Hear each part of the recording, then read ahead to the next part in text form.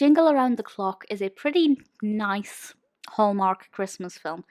And I know nice is a very boring, bland word, but I feel like it suits this film. Not because the film is boring, but because it's okay. It's a nice watch. It's not a film I would watch again, but I would recommend it if you haven't seen it. For the most part, it is enjoyable, but it falls flat in a few areas, and there are a few things about it that, for me personally, didn't work very well. I will read the description from IMDb, but I won't go into any spoilers. So if you haven't seen it, I do recommend that you watch it. It's a nice film. It's a nice Christmas watch.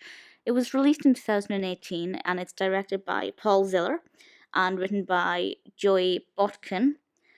And the description from IMDb is as follows. Elle's plans for Christmas reunion are thwarted by work. In order to get a career-altering promotion, she's forced to team up with advertising campaign fixer Max, who has a completely different take on the holidays. So I will say, first of all, it seems like she has two love interests. It's a Hallmark Christmas film, female protagonist, there's going to be a love interest, and usually a male love interest. And I thought there would be two. But actually, what it does is quite clever, and I hadn't expected it. It's rare that a Hallmark Christmas film will give a twist, or I guess something quite so unexpected. Maybe twist is a dramatic word. But I hadn't seen that coming. And credit where credit is due, it does that very well. The rest of the film is centered around Elle, who is saying yes to everything. She will help this person, she will help with doing this. She's taking on more than she can manage, and that's including trying to go to 2 Christmas parties on the same evening after she has that all-important interview that's going to potentially change her career if she gets this promotion. I don't like her that much. There's nothing wrong with the way she's acted. I don't think the character is irritating in her portrayal. I just think, well, I suppose it's not her I don't like, it's the way she's been written. She's taken on all of this workload, but she never really feels the stress of it.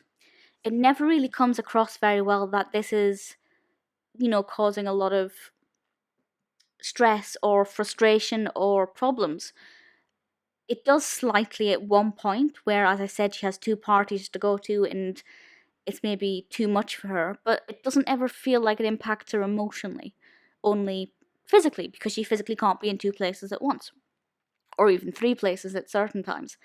So I feel like the character was very poorly written. They could have done a lot more with, the level of stress that she was feeling and how she needed to take a step away from things. I think they'd completely over or underdone that. So in a way, I kind of got really irritated by the character, even though it's not her fault, it's the way she was written. As for her love interest, Max, I say love interest, we know how these stories go. Whether or not they will, they won't, I won't say. But the way their relationship develops, I liked. I thought it was really quite an interesting one. And I have to say, his mother, Nancy, I love. I love the idea of Nancy's Christmas ornaments each year. It's the Christmas elements of the film I do like. And the fact that she works for an advertising firm and they're trying to create a new campaign last minute, I enjoy that part of the narrative. I think it's, although not the most innovative, I like the creative aspect. However, this, even though Elle is basically centering her entire days in the run-up to Christmas, focusing on getting this promotion, we don't actually get to see much of her working. And yes, that's partly because she's taken on many other things, but we don't actually get to see a lot of her doing actual work. And I think this is part of the reason why I have a problem with the way she's written, because we hear her saying yes to all of these different things, but we never see the effects of it. And that really undermines the narrative, and that's a problem for me. So this is very much an on-the-fence film. I liked the music. That's always important with a Christmas film, and I did like it. The acting, perfectly fine. Brooke Nevin played Elle, and as I said, I have absolutely no issues with the performance at all.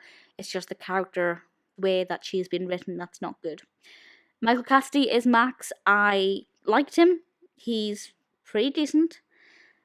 Nelson Wong played Ryan, and even though he's not the main character, he's not in it that much. I particularly liked his performance. I'm not really sure what it was, but something about him just really stood out to me. And he's done a few other Hallmark films as far as I can see, so I'm going to have a dig and see if I can get those ones and see if he's got any more main roles. He was in Angel at Christmas, which I've seen, and I don't remember his role. But I will have a look at his other work. If you have any that you can recommend, do please let me know. The film itself, the rest of it is fine. The narrative's not the most unique or innovative, but it's interesting enough and develops at a pretty steady pace. It feels like Christmas. It's a nice film. It's not the best, but would I recommend it? Yeah, I think I would.